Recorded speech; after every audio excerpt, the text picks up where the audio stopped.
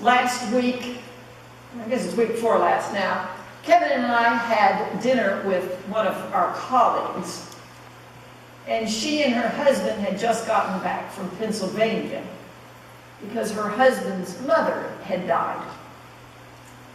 And they were talking to us about how the church handled death.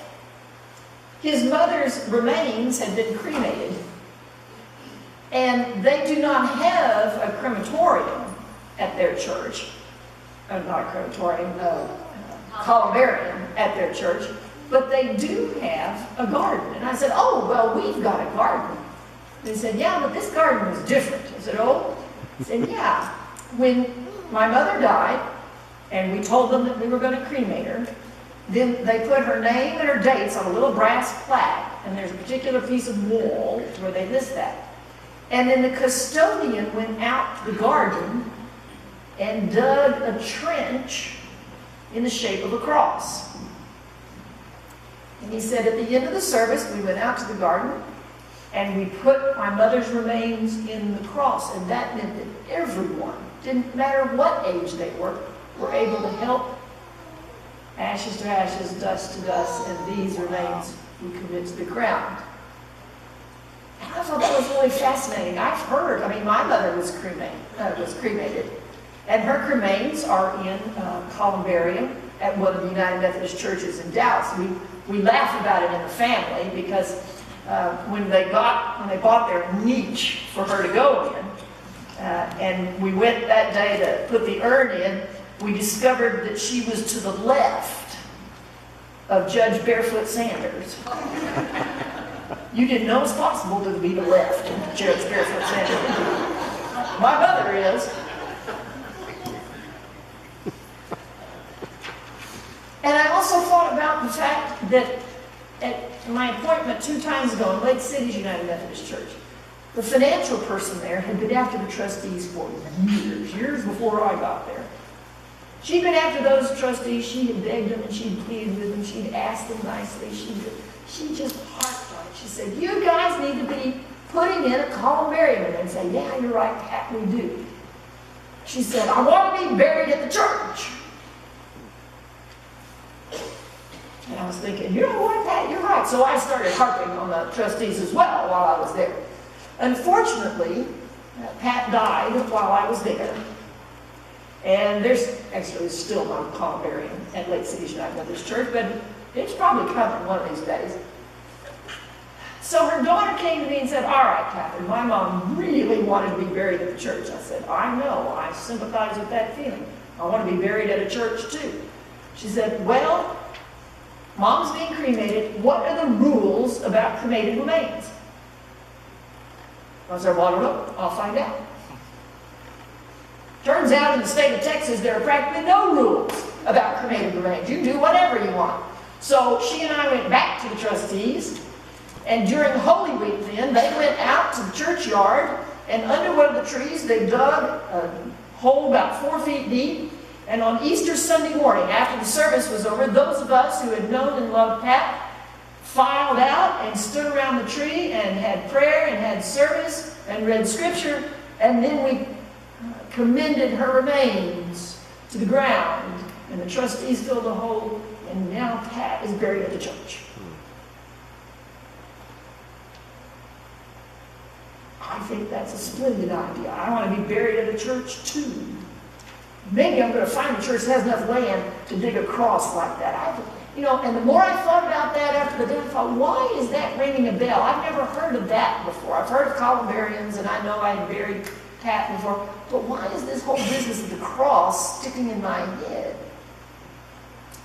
That's one of those thoughts that you have in the shower. I have great thoughts in the shower, only I don't have a pencil nearby, so I can get it written down. Well, this was one of those, I thought, oh, I know why. We've been singing about it for 4 weeks now. For 4 weeks, the song response to the benediction has been, I take, O cross, thy shadow for my abiding place, for eternity. His mother is now in the shadow of the cross for her permanent abiding place. That's what I want too. You know, it's really not unusual. It's unusual in the United States, but if you go to England or Europe, most churches, especially in England, have a cemetery that surrounds them. And that was a deliberate point of fact, because when the people said the affirmation of faith, they believed it. I believe in the communion of saints. I believe in the communion of saints. And when people come to church and they have to walk through the cemetery of all the faithful who have lived and died in that church family, then the whole church is gathering together, both the church on earth and the church triumphant. And it is one of the best symbols of the communion of the saints. Ron, you can count on the fact that I'm going to start harping on the trustees. I'd really like to have Carl buried here. Because I bet there's some other people who'd like to be buried at the church. Who would like to be a symbol of the communion of the saints, even when we're... Poor Ron. I pick on him a lot. When you're the chair of trustees, you get a lot of jobs that don't necessarily appear when you first sign up for it. One of the jobs of the chair of trustees at this church is that you are the chair of the Heritage Fund. And so the Heritage Fund Committee met a couple of weeks ago. And it turns out it only has 3 or 4 members anyway. And the sort of things that we're dealing with, they said, we can't do this. So the very first thing they did was to expand the committee. And then we listed a whole bunch of questions that we needed to ask. So when I began asking the questions, somebody came to me and they said, well, all right, I have found this and such and so and so. Oh, well, that's great. One of the things that the Heritage Committee talked about was that the Heritage Fund was started in about 1980 or so. So that it's been, that many years that it's been growing. It started at a certain rate, and it's now at a certain rate. And I said, okay, well, the goal that the original Heritage Committee then made will be reached in about 51 years. And whoever it was who was standing in my office door said, well, if it's 51 years from now, I guess we'll be dead and won't care anymore. I said, oh, I am so sorry to inform you of this, but you follow a resurrected Lord. And not only that, but he has promised that you're going to live forever too. Amen. And so the fact that you're not going to be here on earth or here in these pews in 51 years does not relieve us of the responsibilities of making sure that the communion of saints is still going to have a place to gather. And is still going to have money to pay lights and a water bill and a pastor. Part of the job of the communion of saints is to raise up the new leaders. And last week, you participated in that. You were the communion. Can you imagine? Griselda, that was her first sermon in English. Yes. And she did it with no notes. Yes. I have English as my first language, and it was 5 years before I started preaching without notes. But you are now raising up the next generation of leaders. And the fact that if we're dead and gone in 51 years has no bearing on the fact that we are still responsible for what God has given us now. Amen. And that responsibility will not end with our death.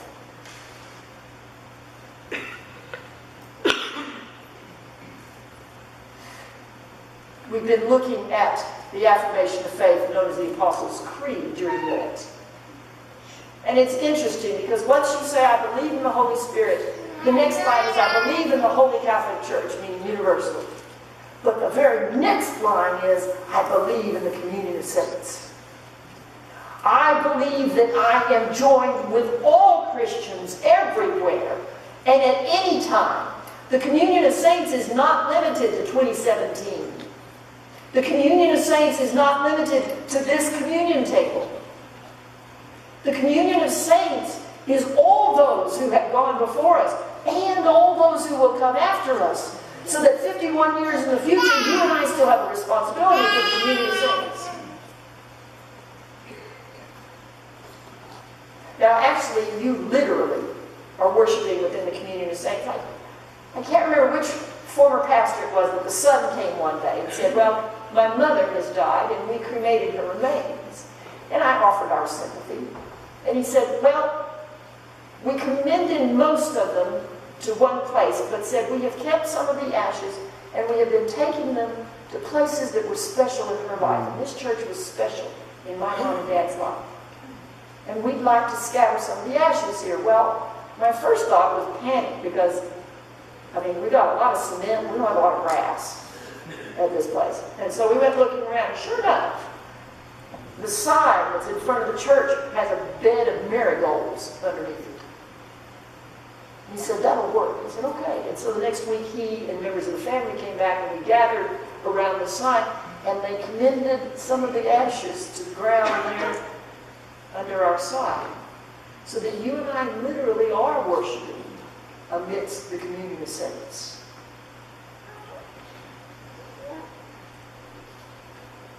I believe in the Holy Spirit, I believe in the church, and I believe in the communion of saints. And those are all there listed together because they're connected.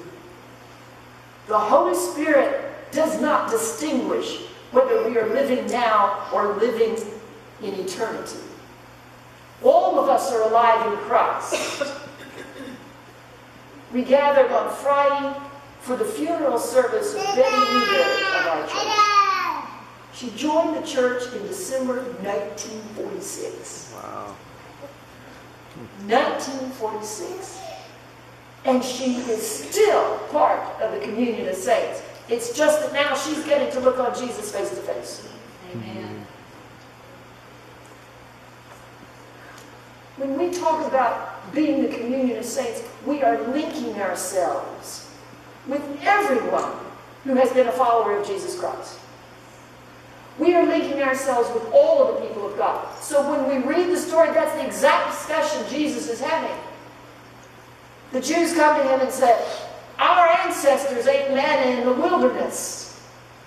And the Jews understand themselves still to be joined, however many generations back now. They are joined to those people as part of the people of God. And Jesus brings that understanding and says, yes. It was God who gave you that manna, and it is now God who gives you the very bread of life.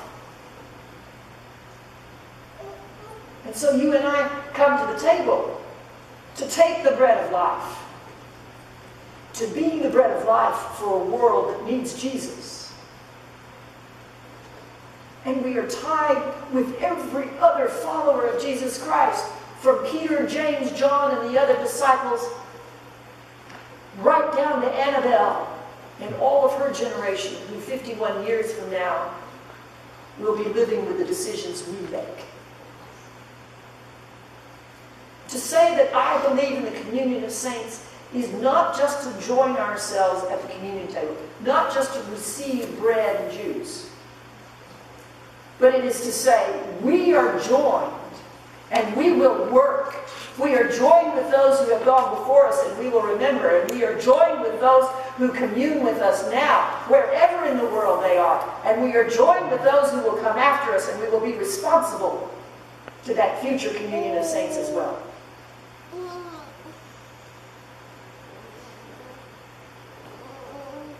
This is United Methodist Committee on Relief Sunday. You found an envelope. It may have fallen out somewhere there. But you found an offering envelope. Our communion rail offering this morning will go for the United Methodist Committee on Relief. The United Methodist Committee on Relief is the relief agency of the United Methodist Church. And so when there are earthquakes, you're there because UMCOR is there. And when there are tornadoes, you're there because UMCOR is there. And when there are hurricanes and typhoons, you are there because UMCOR is there. Any of the disasters, you're also there in the man-made disasters. Because when the refugees flee, trying to find a safe place, you're there because UMCOR is there. And our offering this morning comes because we are tied not only to those that we can see today, Not only those who came to the 845 service, not only those at First Baptist Church or First Presbyterian Church right here in Grand Prairie, we are also connected with those who need us today. Who need us because they no longer have a home. Who need us because the straight line wind ripped their home in two. Who need us. And we're there because Corey's there. We're there because we are a part of the communion of saints. So that when we take communion, we join ourselves into the communion of saints who went before us, the communion of saints today who need us, and the communion of saints of those who will come after us.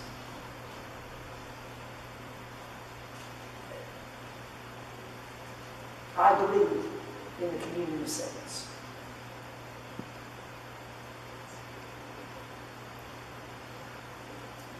In the name of the Father, and of the Son, and of the Holy Spirit.